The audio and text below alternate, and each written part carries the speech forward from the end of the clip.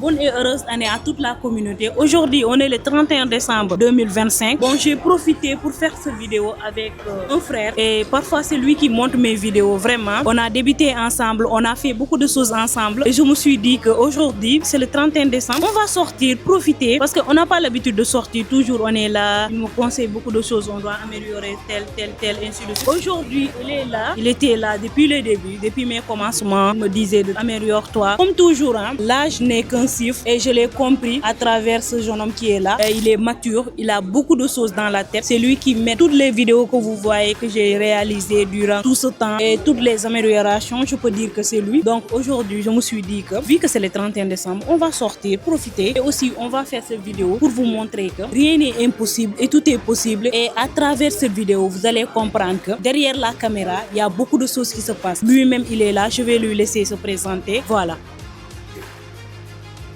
Bon, bien le bonsoir à tous. Moi, je m'appelle Aljuma Ndiaye. Bon, j'ai 21 ans. C'est un plaisir pour moi d'être ici, de partager beaucoup de choses en compagnie de ma très chère boss. Je l'appelle comme ça, hein. Je l'appelle, genre, c'est la lady, quoi. C'est la boss, quoi. Donc, aujourd'hui, on est là, histoire de partager beaucoup de choses. Bon, faire un récap de tout ce qui s'est passé cette année-ci, 2025. Il s'est passé beaucoup de choses, beaucoup de péripéties, beaucoup de galères. Mais bon, on peut dire alhamdoulilah, on est toujours vivant par la grâce du Seigneur. Donc, aujourd'hui, on va se poser des questions mutuellement. Je lui ai d'ailleurs lui poser beaucoup de questions parce que j'ai beaucoup de choses que j'aimerais savoir. Genre d'où lui vient la motivation, d'où lui vient la discipline et voilà quoi. Comment elle a fait pour le développement du trading et beaucoup de choses en fait. Voilà. Donc restez à l'écoute. Donc ma première question est de savoir d'où te vient cette motivation. Bon, comme toujours, hein, comme j'ai l'habitude de le dire dans les coulisses, je te dis toujours, moi, lorsque j'ai compris que le fait de naître pauvre, par exemple, quand tu es né pauvre, ce n'est pas de ta faute. Mais quand tu décides de mourir pauvre, c'est de ta faute. Je l'ai très tôt compris, hein, je l'ai très tôt compris parce que je ne suis pas âgée. Lorsque je l'ai compris, je sais que je dois faire tout pour que mes enfants ne subissent pas ce que j'ai subi. Par exemple, bon, je ne vais pas dire que j'ai galéré comme tout le monde le dit. J'ai galéré, je ne mangeais pas. Je mangeais à ma faim. Mais la richesse, en vrai dire, c'était pas le cas. Raison pour laquelle moi je me suis motivée seule. Parce que j'ai galéré aussi. J'étais ici à Dakar en tant qu'étudiante. Je vivais des situations. Je ne pourrais même pas expliquer ça sur toute cette interview-là. Donc c'est ça qui m'a poussée. Parce qu'il faut que, il y a le pourquoi. Pour que tu te dis que moi, il faut que je sorte de la pauvreté. Et je voyais les conditions de la vie. Et je me disais que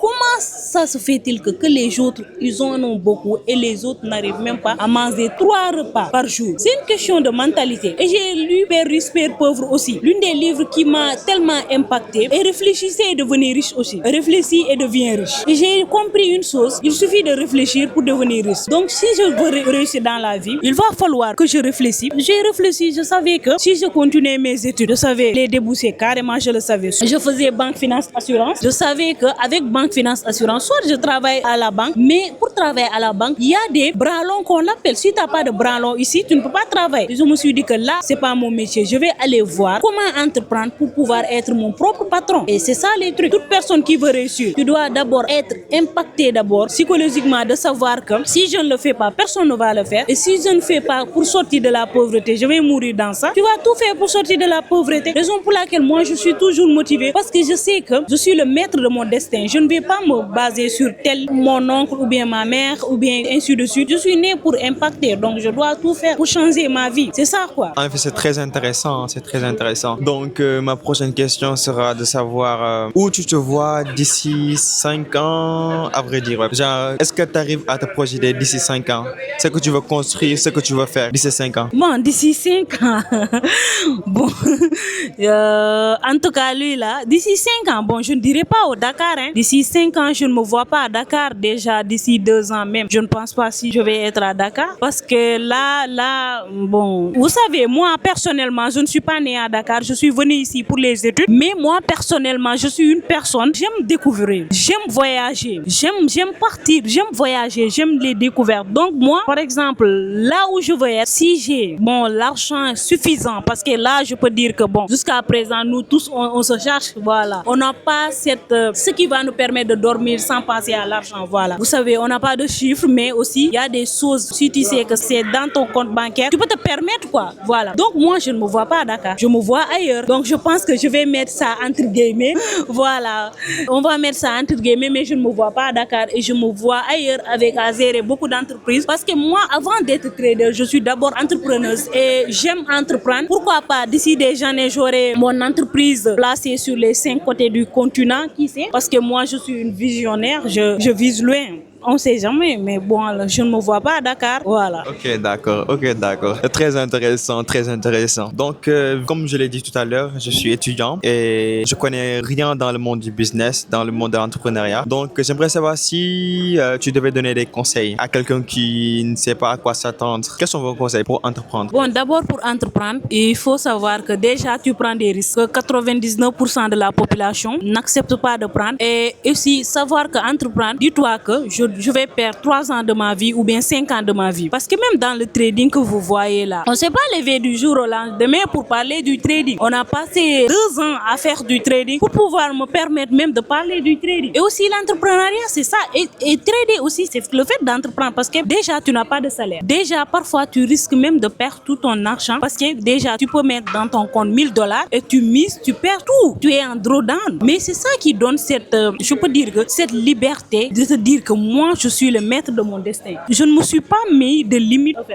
à tout moment, je peux tout perdre ou bien à tout moment, je peux gagner plus. Comprends?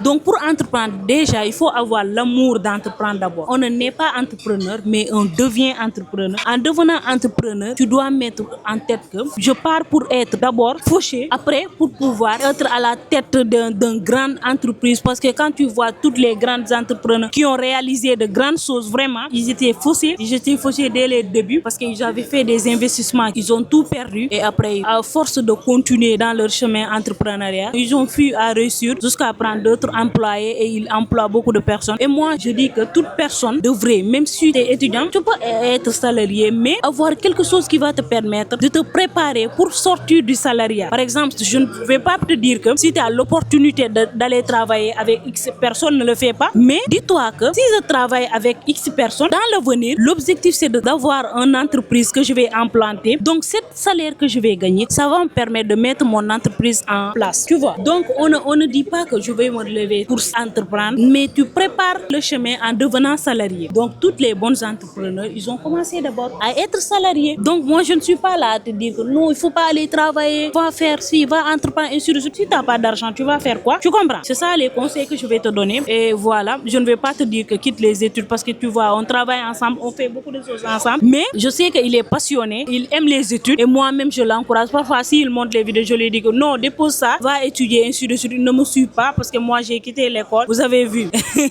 j'ai très tôt quitté l'école et voilà, je me suis concentrée sur ce que j'aime, quoi. Sur ce que j'aime et ce qui va me faciliter de gagner le J. Voilà, l'argent. J'aime les Ivoiriens, je parle de J. Voilà, c'est ça.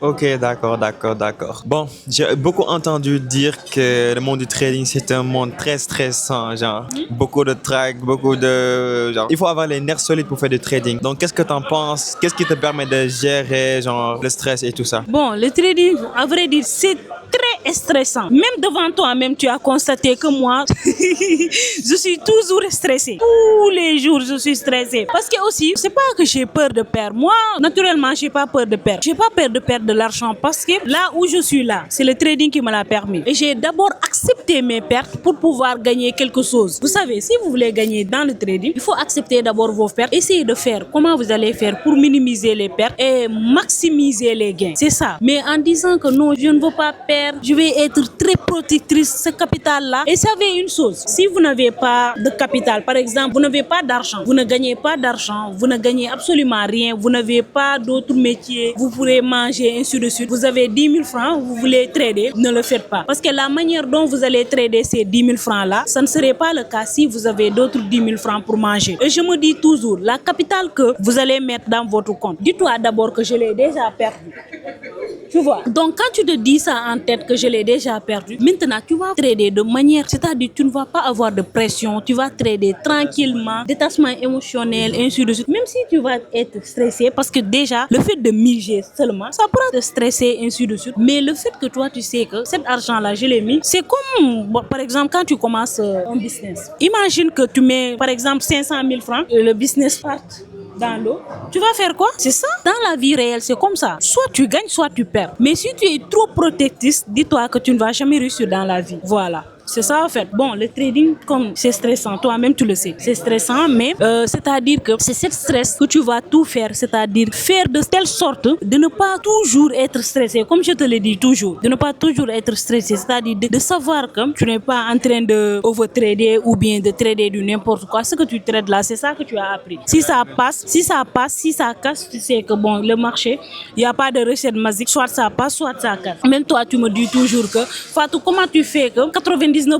de tes trades passent? Je te dis que bon, toujours, moi, je ne change pas de stratégie. Même si je vais toucher 10 stop loss, c'est cette même stratégie que j'utilise et je ne change rien. Et raison pour laquelle, quand tu ne changes pas de stratégie du jour au lendemain, tu pars de telle sorte que tu comprends tout ce que tu fais, le stress va diminuer et tu vas mieux trader aussi. Ok, d'accord. Merci pour les conseils. C'est très enrichissant. Bon, j'aimerais savoir qu'est-ce que tu penses du trading en Afrique, genre le métier de trading, parce que déjà sur les réseaux sociaux, bon, on a tendance à coller le trading comme étant quelque chose de très sale en fait. Comment tu vis ça en tant que trader? Bon, je me dis toujours qu'il y a des créateurs de contenu et les vrais traders. Et arrêtez de mélanger les vrais traders avec les créateurs de contenu là, ou bien les créatrices de contenu. Vous savez, comme toujours dans mes vidéos, je le dis haut et fort, même si la personne, il va parler d'une mauvaise manière. Par exemple, tu vas mélanger les Français comme moi là, mais dans tous les cas, tu sais qu'elle maîtrise la sauce, tu vois.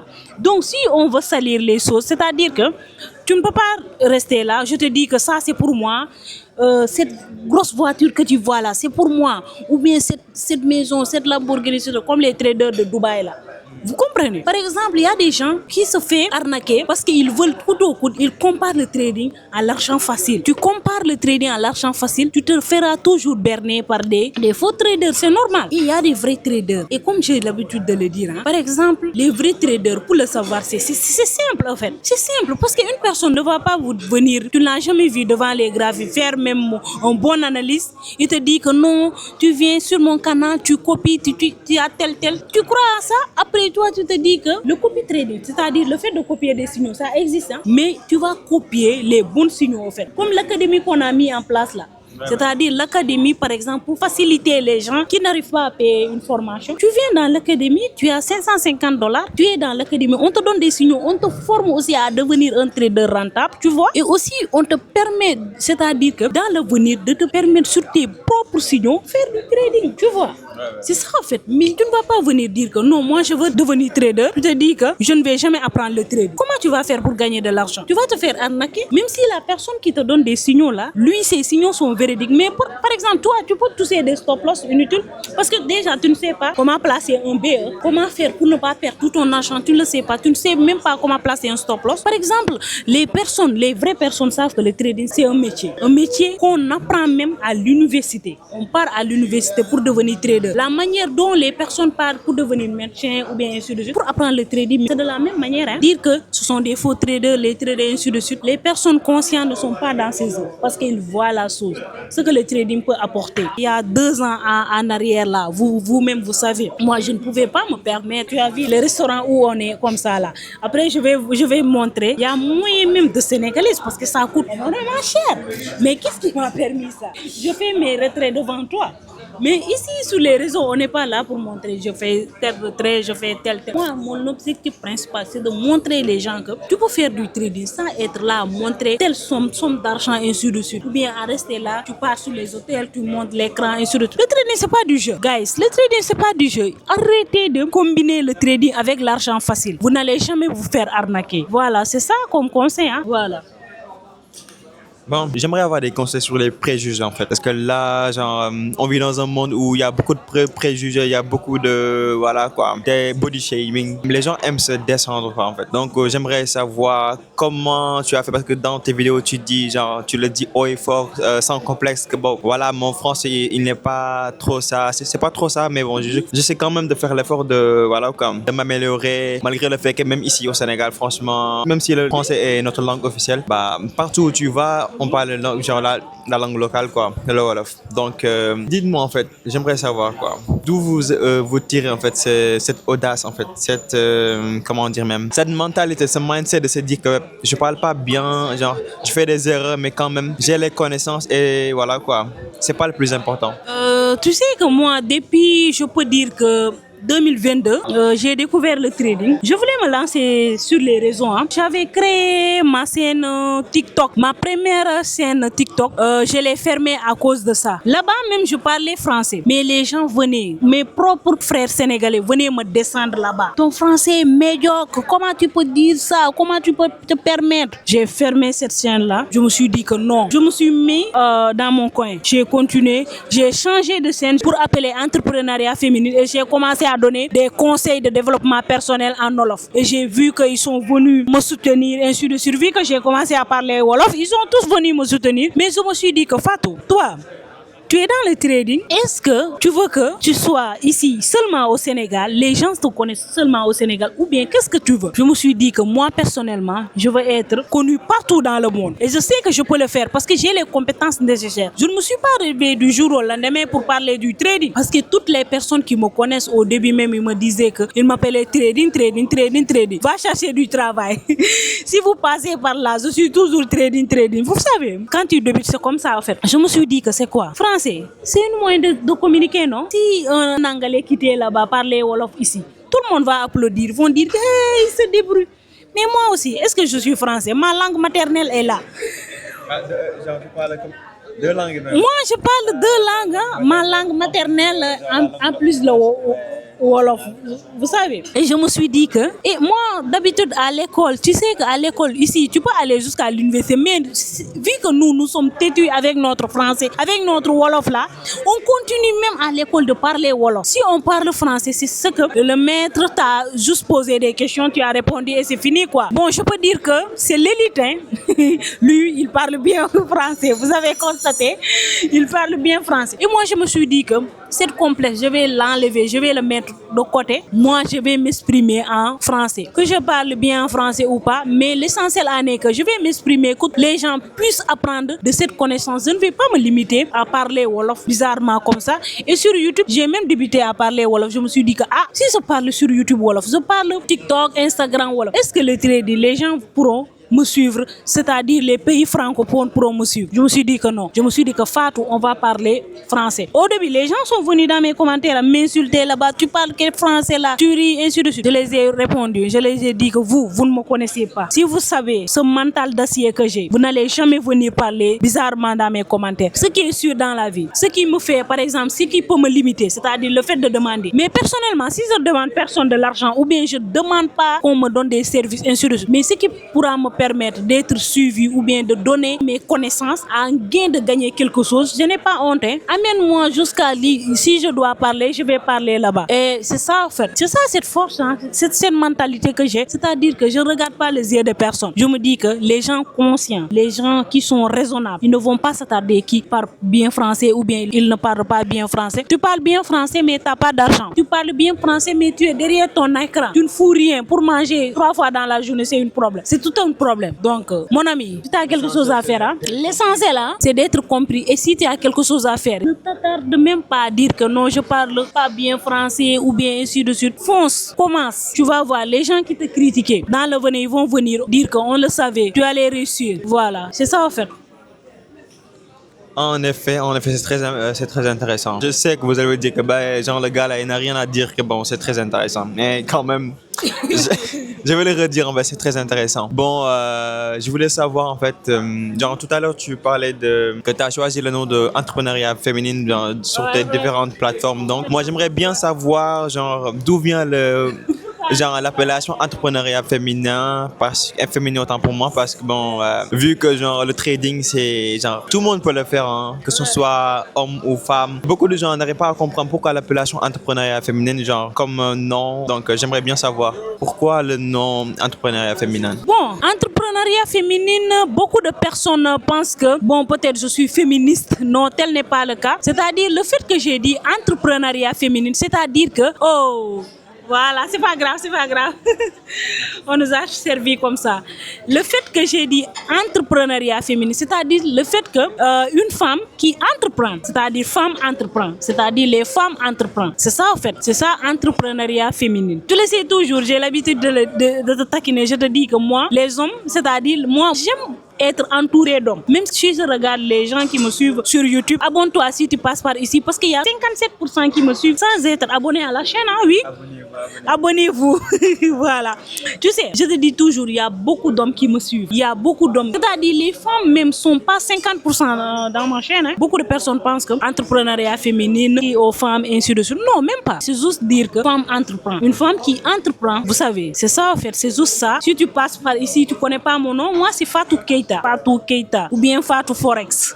Dites-moi dans les commentaires, est-ce que vous voulez que je change le nom, je continue sur entrepreneuriat féminin ou bien je change pour mettre Fatou Forex. Dis-moi dans les commentaires si tu passes par ici, voilà. Ok, d'accord. Tu montres un peu, vu que c'est le 31 décembre. Ok, d'accord. Monter un peu les trucs. Montre cette nourriture, voilà. Voilà. C'est le 31 décembre, je vous montre un peu. Aujourd'hui, ça ne serait pas une vidéo ordinaire, ainsi de suite. On va montrer les choses parce qu'on est venu pour bien manger. Voilà, on est venu pour bien manger, profiter. Voilà. Et c'est ça. Quand tu travailles toute l'année, voilà, tu peux te permettre. Tu peux un peu profiter. J'ai une question pour toi-même. Voilà. Je voudrais savoir quel est ton rapport par rapport à l'argent. Comment tu gères ton argent? Parce qu'ici au Sénégal, on a beaucoup de fêtes. On a tendance à être très dépensier. Il y a beaucoup d'événements, genre Tabaski, Korité. En fait, les fêtes se succèdent, genre énormément dans l'année. Donc, ouais, j'aimerais savoir comment tu fais, comment tu arrives à manager ton argent sans trop dépenser. Donc, trouver un équilibre, un juste milieu. Bon, moi personnellement, c'est aujourd'hui que j'ai décidé de sortir. Moi d'habitude, bon, les fêtes là, moi je ne les calcule pas. Hein. Les fêtes, je ne les calcule pas bizarrement. Parce que ici, tu peux dire que si c'est pas le 31 décembre, c'est les fêtes. On a beaucoup de fêtes religieuses, nous, ici au Sénégal. Moi personnellement, même personnellement, ma famille, je les ai dit que si ça concerne les fêtes là, je n'ai pas d'argent. Des besoins immédiats qui peuvent ne pas attendre. Par exemple, santé, par exemple, dans la maison, il n'y a pas quoi à manger. Je peux me décarcasser, mais c'est pas dire que vous allez gasser de l'argent pour venir me demander de l'argent. Il y a des fêtes, même personne n'ose me demander de l'argent. Les fêtes genre religieuses, genre vraiment religieux. Bon, vraiment religieux, je peux dire que notre fête religieuse, je pense que c'est Tabaski. Tabaski, c'est beaucoup connu et ainsi de suite. Je peux me permettre de donner une somme conséquente. Hein. Je peux me permettre de donner une somme conséquente parce que c'est la fête de Tabaski. Par exemple, partout dans le monde, on le célèbre. Mais si tel n'est pas le cas, j'ai pas d'argent. J'ai pas d'argent parce que je me dis que si tu acceptes tous les caprices de ta famille dans l'avenir, tu ne seras appelé à être fauché. Après, ils vont dire que tu avais l'argent, on ne sait pas là où tu as mis l'argent. Et moi, je ne me permettrai pas qu'on me dise ça. Et aussi, moi personnellement, je me dis une chose. Hein. Ce que je gagne là, je prépare l'avenir de mes enfants. Je ne prépare pas mon avenir, mais l'avenir de mes enfants. Parce que là, je veux que même mes arrière-enfants trouvent que j'ai mis une entreprise familiale qui pourra tourner durant toute une génération. C'est comme ça que les millionnaires, les milliardaires réagissent, quoi. Tu comprends? Donc, je ne vais pas me permettre de dépenser n'importe comment mon argent. Non, non, non, non. Mais si je dois dépenser, j'aime le luxe. Tu as vu là où on est ici, je vais vous montrer. C'est luxueux. Vraiment, ce sario-là, bon, ce n'est rien parce que moi, je me dis que l'argent n'est absolument rien. Quand tu commences à gagner vraiment de l'argent, tu sauras que le fait de dépenser, ce n'est rien en fait. Tu dépenses, tu pourras te permettre de faire 2 TP et voilà. C'est ça notre métier, tu vois. Mais ne te permets pas, mets-toi des limites. Ne dépense pas ton argent bizarrement dans des choses inutiles. Voilà. Donc, je pense qu'on est arrivé à la fin de cette vidéo. Ça a été un plaisir de partager ce podcast avec Fatou Keita, genre la girl boss, comme je dis, genre la lady boss. Ouais. Je lui laisse le micro. Toi, voilà. Et ça chaîne, hein. Voilà, donc je vais pas trop me mettre à l'aise. Donc. En tout cas, je suis ravie de partager ces moments avec toi parce que je me dis toujours, moi, quand tu travailles avec moi, c'est pas facile. Ça monte, ça descend, voilà. Et c'est une personne que j'admire beaucoup. C'est une personne vraiment adorable, facile à vivre surtout parce que quand tu es avec moi, si tel n'est pas le cas, vraiment, ce serait un peu compliqué. C'est ça, en fait. Et j'adore aussi cet engagement qu'il avait envers moi, raison pour laquelle je me suis dit qu'aujourd'hui on va se poser, relax, on va parler de tout, voilà. Et les gens aussi qui vont passer par là vont me découvrir à travers les questions que tu as données. Voilà, je pense que cette vidéo arrive à la fin. Voilà, merci beaucoup et on se dit à la prochaine. Si tu n'es pas encore abonné, abonne-toi. Et l'année 2026, je te souhaite le meilleur, que ça soit l'une des années que tu vas réussir beaucoup de choses. Et moi, je serai là pour t'accompagner dans le trading et c'est bel et bien possible. Et comme j'ai l'habitude de le dire, notre aventure ne fait que commencer. On va vivre plein de choses ensemble et j'espère que toi aussi tu as passé cette année dans des bonnes conditions et l'année se termine en beauté et je vous souhaite le meilleur à tous. On se dit rendez-vous au sommet.